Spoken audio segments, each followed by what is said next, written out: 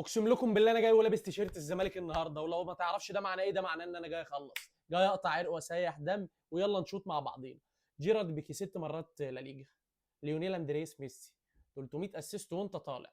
زلاتان ابراهيموفيتش، والله زلاتان مره انا وزلاتان يبقى باريس سان جيرمان على طول. جواو ماريو بنفيكا.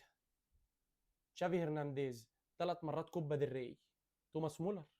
في الماني وفي وورلد كاب وينر، خلينا ناخده في خانه الالماني. نيمار جونيور. طيب نيمار خد السوبر مع باريس سان جيرمان مرتين، السوبر الفرنسي. رونالدينيو جاوتشو وورلد كاب.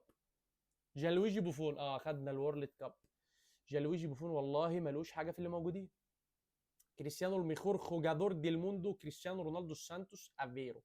كوميونيتي شيلد مع اليونايتد. روديني، طيب ده الراجل البرازيلي اللي لعب مع فينيسيوس. توني كروس. توني كروس ما لعبش طبعا مع هاري كين، ولا هو ارجنتيني، فبالتالي سكيب. كيفن جاميرو نفس الكلام، ما لعبش مع هاري كين طبعا، كلام جميل. انخيل دي ماريا ارجنتيني، وهناخده دلوقتي في خانه ايه؟ الارجنتين. هيبقى فاضل لنا لعيب لعب مع هاري كين بس اهو.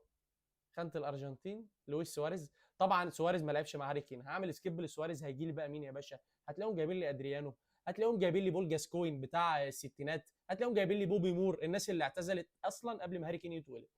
فسواريز طبعا ما لعبش مع هاري كين. دراكسلر طبعا ما لعبش مع هاري كين. جابر لا جديده، جديده ومش متوقعه خالص. لا بصراحه، بصراحه سيناريو مختلف تماما تماما.